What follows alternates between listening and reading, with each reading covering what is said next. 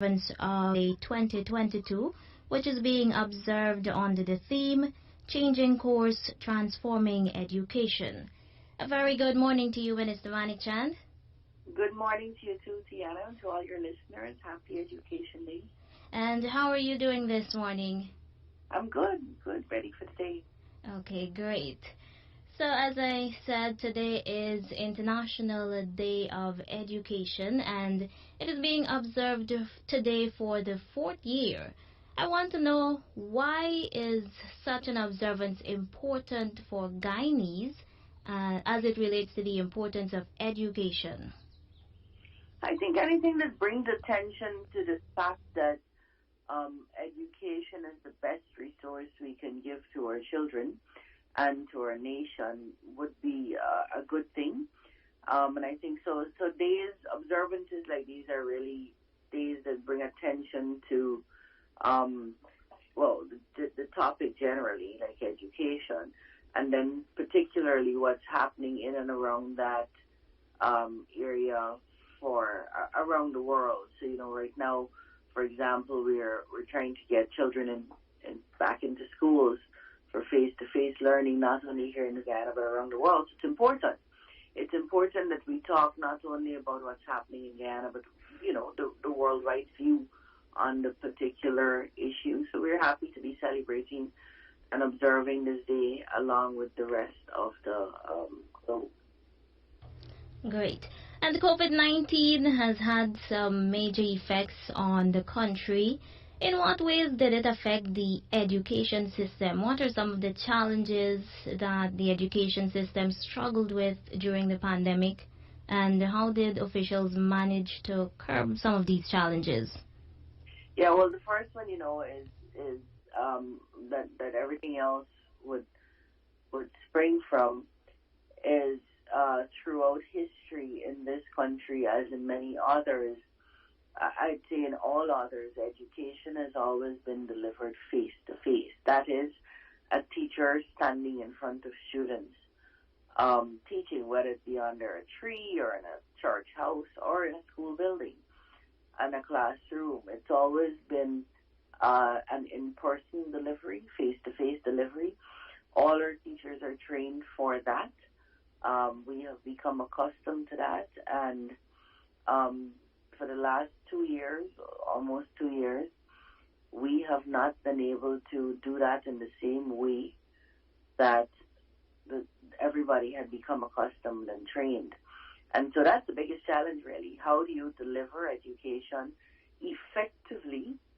Not only deliver, but deliver education effectively in the absence of being able to meet and do that face-to-face like we had become accustomed. So that was the biggest challenge we had. As you know, when we came into office in August 2020, from March to 2020, August, there was school closure and no engagement really of students in any way. So that was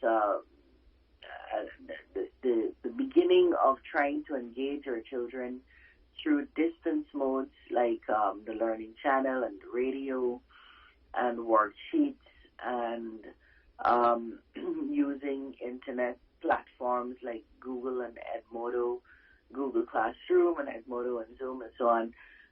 It was a great effort to try to get our stakeholders, that is teachers and students and parents, accustomed to that. And while much was done to get that done, worksheets prepared and sent out to all our children, devices bought, connectivity given, teachers trained en masse to deliver education online, and so on.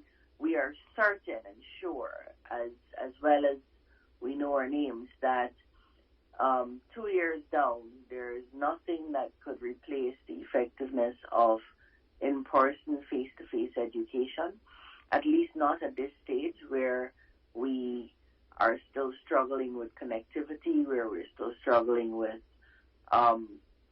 parental assistance and understanding and their understanding of how important supervision is at home and so on. So we are sure 2 years in on this Education Day in 2022 that the most effective means of delivering education is face-to-face.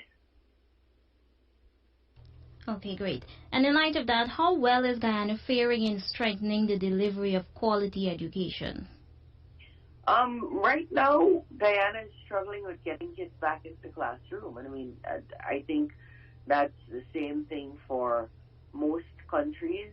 The learning is the longer you stay out of school with school doors closed, the more learning loss will take place. Learning loss is you will forget things you know and things you have learned, students have learned. Skills that were acquired will be lost.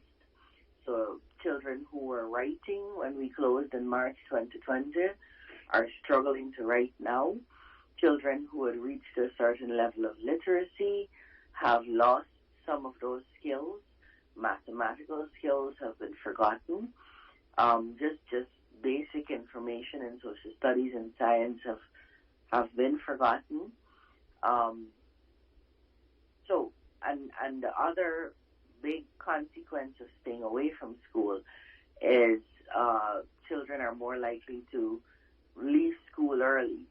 We call it dropouts here in Guyana. So we are seeing the same phenomenon that other countries are seeing, which is learning loss, severe and heavy learning loss, which means we have to go back 2 or so levels down, as well as looking at our numbers and realizing that not only are people absent because their parents might still be a little nervous about sending them to school, but that if we're not very careful, we will lose forever children to the learning environment way too early in their lives. We're talking about, from as early as 10 years old. When we wrote the last NGSA, 500 kids were missing. And it's really 10 and 11-year-olds that write that exam. When we wrote CXC, children were missing in the last academic year. So we're already seeing that and signs of that, and we have to work now to mitigate against that. But that's not different. I just saw an article, that a particular part of Britain is trying to find 100,000 students. I just saw, and this is, the UK, which is very developed. They're trying to track down a large number of students. I just saw another article, they're popping up here on Education Day, which says that most countries the debate on whether we should go back into schools is over. The debate has been concluded, and it is very strongly in favor that we must go back into the classroom. And most countries now have reopened their doors in the midst of Omicron to get back into the classroom, because to stay out would weigh, the risk of staying out weighs far more heavily against the risk of going in during a pandemic. And so it's not, I don't take any comfort in it, but I think it's telling that the same parameters apply to children and students and teachers and education systems across the world. And so we're going to be able to draw from lessons and learning from various systems across the world. And Minister, as we look at the future of education in Guyana, what should we continue doing, and what are some of the things you think we should abandon? So this period has taught us a couple of things. It was a horrible period. It was an awful time to try to deliver education and worry about whether we were getting it right and so on. But we also saw some opportunities during this time, and a blended approach, not just chalk and talk, but incorporating technology into the classroom can be extremely beneficial. So hopefully our aim is, when we go back into school, that it will not be, we are back in school, that it won't be a complete abandonment of all that we learned in terms of how to use and how to use effectively technology to deliver. We have seen very clearly something we spoke about, that our curriculum was way overloaded with concepts that we did not need to be delving into at particular grade levels. So an entire review and overhaul was done to be able to consolidate our curriculum. And in that process, we were able to pare off and shave off unnecessary and heavy-weighted topics from various levels. We are sure now that we should be using more practical methods to deliver, because children learn better like that. So we are moving forward, not only blankly back into the classroom, but with a better understanding that different things that had not been introduced before can deliver quality education effectively. So our aim is to get access for every child, for every level. That's nursery, primary, secondary. That would include both building new schools as well as providing transportation sometimes and access to those schools. And then once the children are in the classrooms, however those classrooms are constructed, whether they be virtual or physical or whatever, that quality education be delivered to those students. And quality encompasses a whole host of things, including not just how the teacher teaches and methodology and pedagogy, but also how we measure and evaluate what that teaching and learning is doing and whether it's effective. So a whole range of different things that are being developed and looked at right now. Getting textbooks into our children's hands is going to be hugely, and other resources, hugely important in that process. So, last year, for the first time in 2021, in a long, long, long time in the history, actually, I could say easily for the first time in the history of this country, we provided every single grade 6 student with all the textbooks they needed and all the past papers and resource materials that they needed. Those have been passed on to these children, but shortly, within the next 2 months, Budget 2022, which is going to be read on Wednesday, is going to offer us the opportunity to provide every single primary school child with all the textbooks they need, math, English, social studies, science, and it's a range of books, both locally written books as well as internationally written books that have worked for other countries. We have been able to restore the cash grant, so parents were able to use that to get devices and do other things that could enhance their ability in the home circle to deliver education, have their children receive education. So there are a bunch of things we learned during this process that we've already begun to put into place and put into practice. But of course, making sure that happens effectively, monitoring, evaluating, measuring, would become a huge part of what we do in the ministry. Lovely. If you're now tuning in, this is News Talk Radio Guyana 103.1 FM. I'm Tiana Jordan, and this morning I have with me the Minister of Education, Priya Manikchand, as we observe International Education Day 2022 under the theme, Changing Course, Transforming Education. And now, as we continue, Minister Manikchand, Sustainable Development Goal 4 in particular aims to ensure inclusive and equitable quality education and also promote lifelong learning opportunities for all by 2030. What is being done to ensure that indigenous communities here in Guyana and remote coastal and riverine areas get the same quality of education?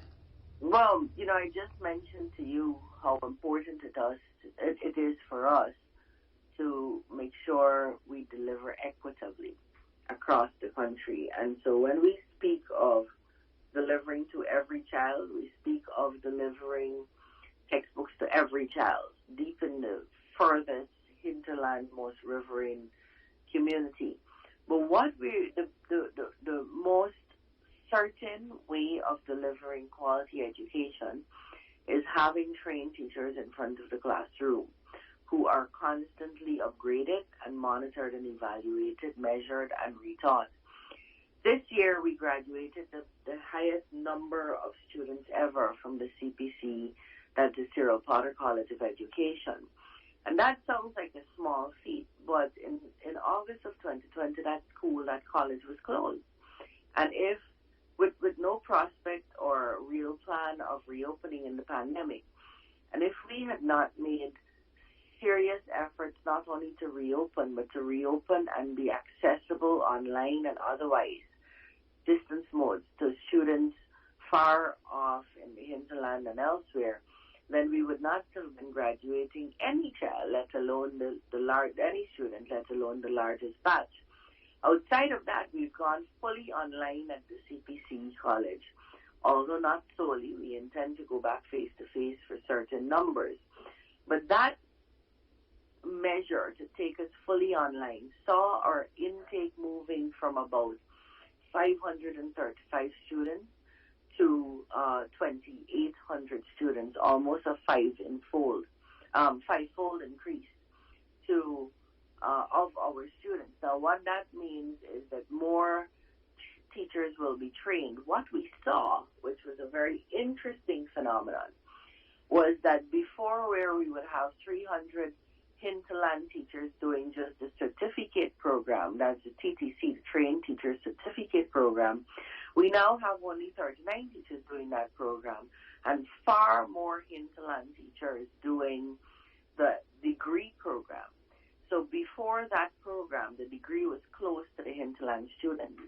I just saw, I believe it was Guyana Primary, saying for the first time all their teachers on staff are trained because of those who graduated from this batch. So what we're going to see is more trained teachers in every corner of this country. Our aim is to have every teacher trained by, or in training by 2025. So that's our entire 5-year plan is based on achieving the SDGs by 2030. Our plan sees and has a period from 2020 to 2025.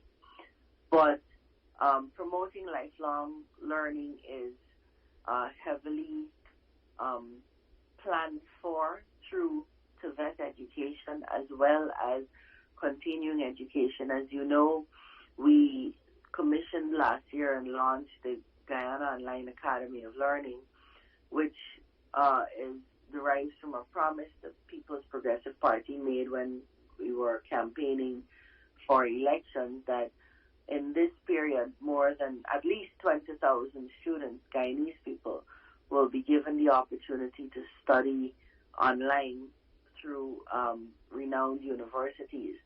Last year alone, we had more than 6,000 persons who got scholarships from the government and state to do certificates and degrees, masters, PhDs at universities in Asia and Europe and India, England, West Indies. This year, the application process just got restarted, and we expect to do a very similar number of students. The University of Guyana is going to be free within the next few years before our first term, and a heavy push for an improvement of our TVET facilities and our ability to attract students to TVET streams. So right now we're in the process of upgrading and expanding facilities in regions 1, 9, 4, 10. So it's a very wide program to try to meet our commitment under the SDGs, but not only because we want to check a box, but because we believe genuinely that we have to include everybody, and sometimes that means putting more effort into communities that were hitherto neglected, whether inadvertently or deliberately, and making sure we put sensible, strategic, practical measures in place to achieve that particular goal. And also, we know that in planning for the transformation of education in Guyana, the Ministry of Education has decided to license teachers. How does the Ministry of Education intend to determine the performance of teachers, because the teaching conditions across the country are not at one level?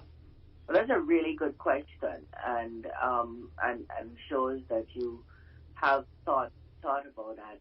So very shortly, I believe it's Thursday of this week, there's a meeting to further the discussion, because it's not new, to further the discussion on appraisal instruments for teachers. So surprisingly, you might be shocked to know that nobody's assessing anybody right now. There's no appraisal, proper structured appraisal happening to meet the conditions you just spoke of. Individual, unique kinds of circumstances that happen in various schools and communities, sometimes schools in the same region. So that has to be finalized. So that would be the beginning of the process. This is not something new. Teachers across the world are constantly assessed and upgraded and re-licensed to deliver their skill and learning, just like doctors are expected to, and lawyers are expected to, and other professions that look after the interest of, what could be more precious a resource than our children? So we have to constantly make sure we are assessed, those who deliver, to determine whether they are competent to do that delivery. Look, the truth is, if you start early enough and you live long enough, you are going to be a head teacher and a deputy head and so on in the country. But it has to be based on more than that. It has to be based on competence. It has to be based on dedication. It has to be based on a deep interest reflected and manifested in results over the years. You can't be a person delivering education and from year to year there's no difference in your output, once your input, of course, was different. And so these are things that we have to look at clinically, almost, across the country. And change is never easy, but people who are interested in a better system will work with us to deliver that change effectively. This licensing of teachers might be a broad concept, but making sure the person who stands in front of the classroom is competent is not at all new to the world. In fact, we're trying to catch up with CARICOM here. There are standards that were put out a while ago. Since I was minister in my last,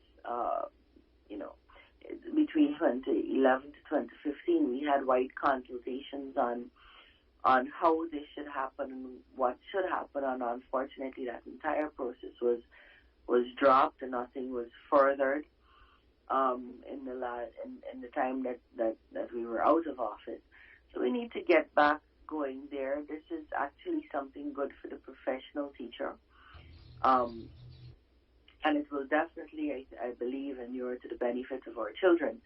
And so what would a better educated sector give us? It would give us more resources in this country, a more developed country, a country more capable and able of looking after its own resources and taking care and using wisely those resources to better and make more sustainable our country's life and the generations that will follow. So this is not something we can dilly-dally on or question whether we should do. Like I said, there's nothing new about this to the world, and so we just playing catch-up here.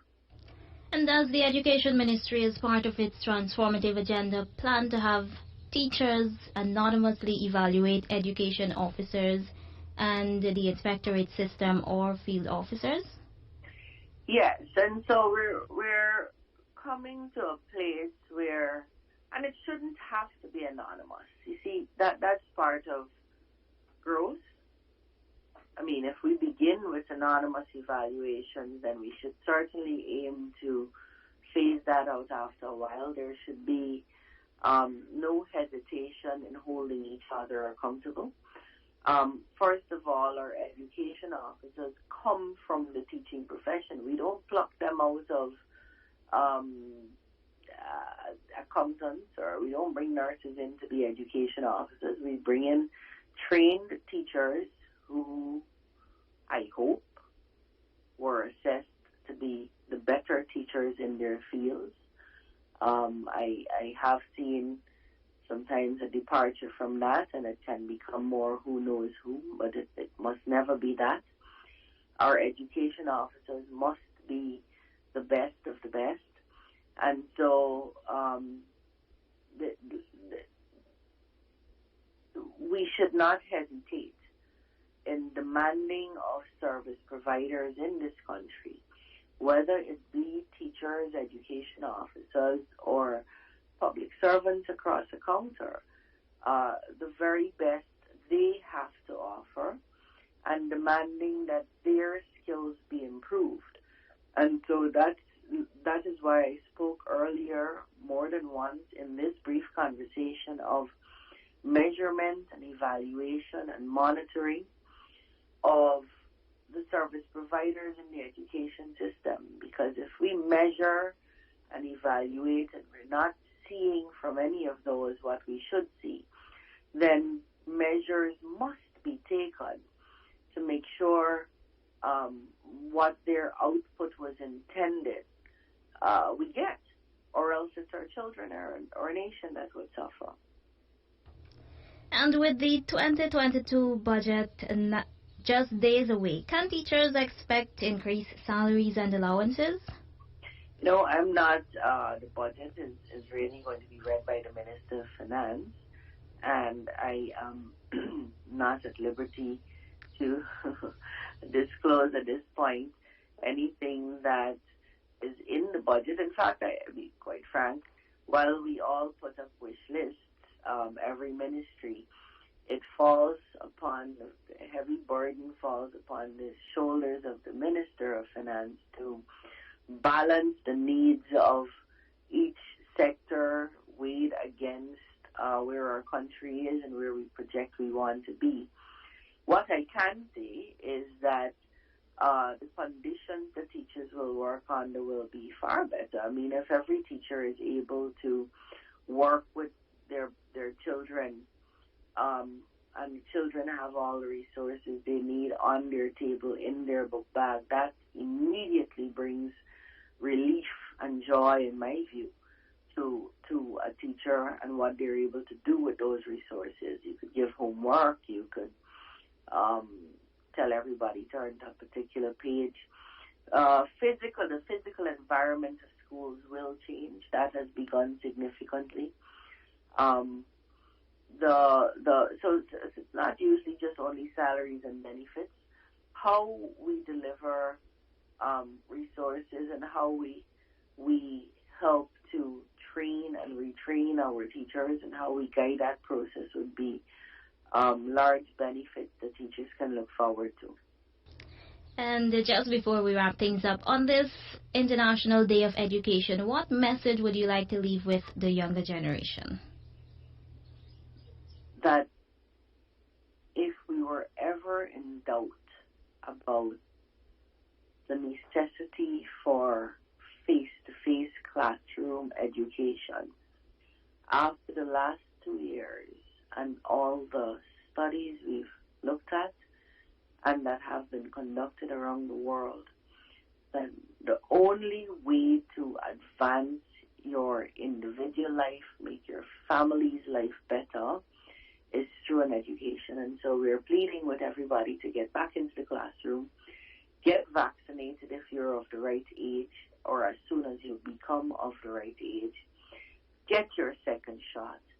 Get boosted when the time is right and get back into the classroom. In the last week, we have spent so much time dealing with what I believe is a manifestation of being away from school and supervision, formal supervision for almost 2 years. We've spent a lot of time dealing with what we might want to term antisocial behavior, that we are certain on this day in 2022 that the only way we can sensibly and practically move this country forward is if we were to get back into the classrooms safely and deliver education using the knowledge also that we've gained over the last 2 years about how we can blend our approaches. So the message this morning that I'd like to leave with parents, particularly, is that you need to do all you can to get your children safely back into the classroom. And you need to stay engaged with them. Know what they're doing when they're online. Know whether they have homework, even if you have no clue what that homework is or how to do that homework. Sit with them as you make sure they complete it. Check with them to make sure that when they leave for school, they're actually heading off to school. Constantly check with teachers to see how you can be supportive of your child's academic journey.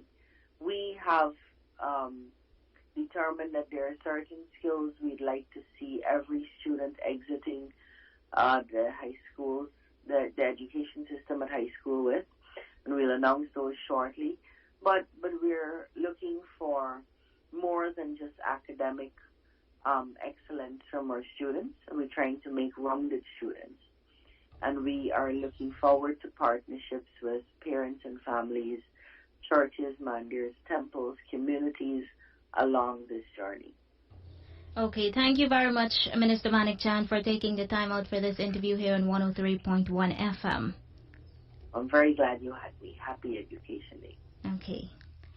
That was the Minister of Education, Priya Manik Chand, here on News Talk Radio Guyana 103.1 FM in observance of International Education Day 2022, being observed under the theme, Changing Course, Transforming Education.